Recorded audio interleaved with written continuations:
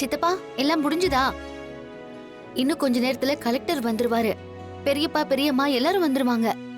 அண்ணா கொஞ்சம் சீக்கிரம் முடிச்சிருங்க. முடிச்சிடுறேன். சரி. தனா எங்க கதிர காணோம்? இந்த நேரத்துல அவன் எங்க போனா? அவன் காலையில எழுந்திருச்சு குளிச்சுட்டு சவாரிக்கு போயிட்டான். இன்னைக்கு கூட சவாரிக்கு போகணுமா? இல்ல கரெக்டான நேரத்துக்கு வந்துடுறேன்னு சொல்லிட்டான். வந்துருவான். வந்துருவான்ல. கதிர் தான் ஃபோன் பண்றான். பேசு. ஹலோ. ஏ மாமா, என்னதானா? சீஃப் கெஸ்ட் எல்லாரும் கரெக்ட்டா வந்துருவாங்கல்ல? ஹலோ கதிர், கேக்குதா? மாயா, சூலூர் பக்கத்துல இருக்கிற காந்தி நகர் ஏரியால ஒருத்தர் பைக் டாக்ஸில இருந்து இறக்கி விட வந்தேன். அங்க பார்த்தா யாரோ ஒருத்தன் துப்பாக்கி அசம்பிள் பண்ணிட்டு இருந்தான். அவன் யாரையோ கொலை பண்ண போறதா போன்ல பேசிட்டு இருந்தான். அவன் யாரை கொலை பண்ண பிளான் பண்ணிருக்கான்னு தெரியல மாயா.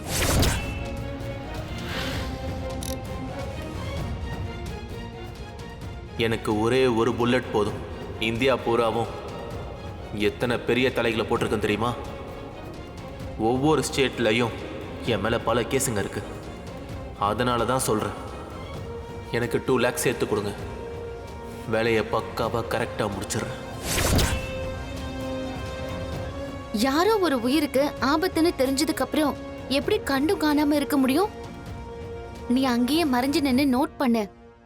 எப்படியும் அவனை பிக்கப் பண்ணிட்டு போறதுக்கு யாராவது வருவாங்க. அவங்க எங்க போறாங்கன்னு நீ ஃபாலோ பண்ணு.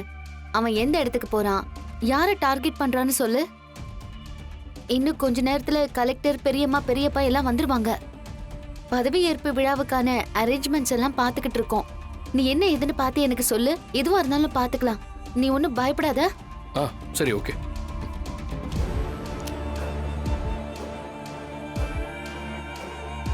சீனு, என்னாச்சு மாயா? கதிர் எதுக்கு ஃபோன் பண்ணா? அது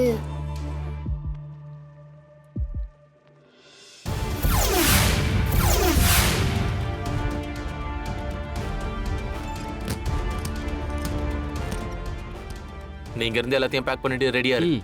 நான் வேலையை முடிச்சுட்டு வந்ததும் இங்க இருந்து உடனே கிளம்பிடுறோம். ஓகே சாப். சீக்கிரம் கொடுங்க.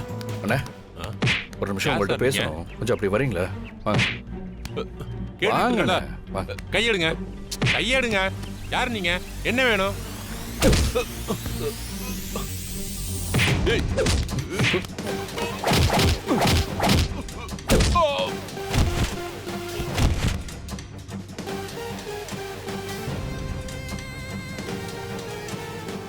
மாயா, சொல்லு கதிர்.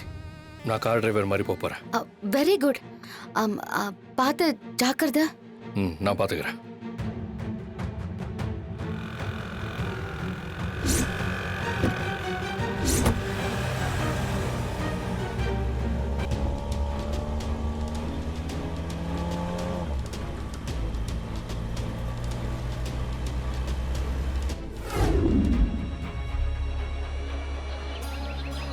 வாங்க பெரியப்பா, வாங்க பெரியம்மா.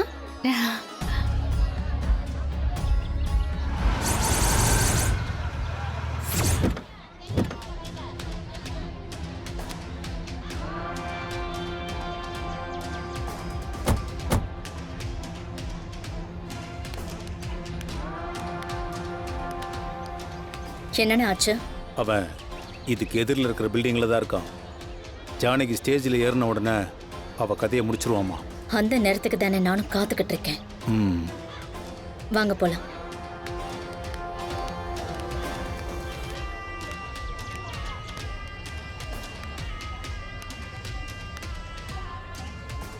வாழ்த்துக்கள். நன்றி. எப்படியோ என்ன நீ தோக்கடிச்சிட்ட. ஆனா இது ரொம்ப நாள் நீடிக்காது. நீ ஒவ்வொரு தடவையும் இது தானே சொல்லிட்டு இருக்க. பார்க்கலாம் நாளைக்கு என்ன நடக்கும்னு யாருக்கு தெரியும்ல? எனக்கு நாளை பத்தின கவலை இல்ல. இந்த நிமிஷம் என்னால என்ன செய்ய முடியும் அப்படிங்கறத மட்டும்தான் நான் யோசிப்பேன். விதி யாரை விட்டது? நீ சொல்றது உண்மைதான். விதியும் கர்மாவும் யாரையும் விடாது. நாம நல்லது செஞ்சா நல்லதும், கெட்டது செஞ்சா கெட்டதும் அதை நமக்கே திரும்ப கொடுக்கும். நீ எனக்கு செஞ்ச துரோகம் அந்த கர்மா உன்னை விடாது. அது கூடிய சீக்கிரமே அதுக்கான பாதிப்பு வரும். நீங்க பதிலுக்கு பதில் சொன்னீங்கல்ல, உங்களை நினைச்சாலே பெருமையா இருக்கு. தங்கச்சி எனக்கும் ரொம்ப சந்தோஷமா இருக்குமா. ஏன்னா அந்த புவனாவோட எல்லா எதிர்ப்பையும் சந்திச்சு நீ ஜெயிச்சு காட்டிட்டல்ல. இதுக்கு நீங்க எல்லாரும் தானே காரணம். இந்த பதவியே உங்க எல்லாராலையும் தானே எனக்கு கிடைச்சிருக்கு. ஆமா ஜானகி, அதுக்காக நாம உழைச்சதை விட இவங்க எல்லாரும் தான் அதிகமா உழைச்சிருக்காங்க. அண்ணி, உங்களுக்காக செய்யறதுல எங்களுக்கும் பெருமை தான் அண்ணி. அண்ணனையும் உங்களையும் இப்படி பார்க்கிறதுக்கு எவ்வளவு நல்லா இருக்கு தெரியுமா? அத்தைக்கு இப்பவே தலைவி காலம் வந்துருச்சு. டேய்,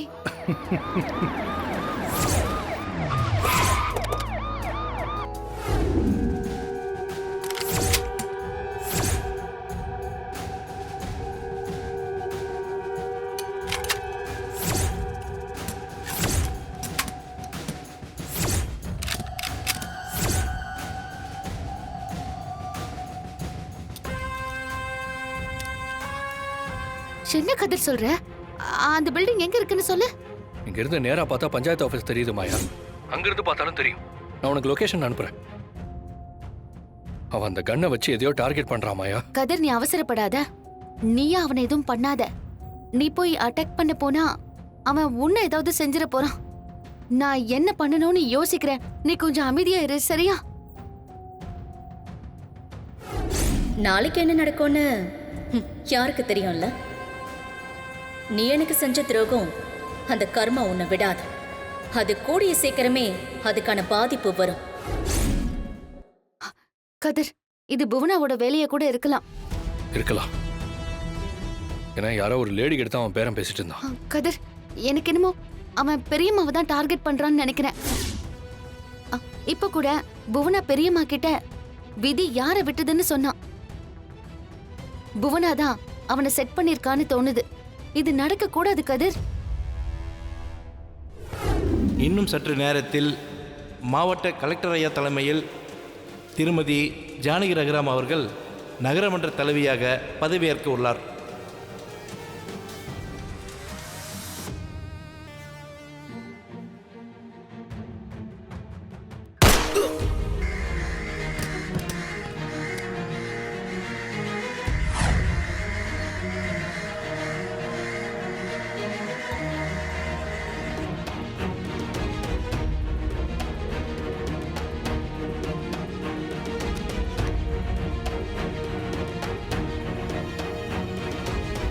சார், இது நிச்சயமா அந்த புவனாவோட வேலையா தான் இருக்கும்.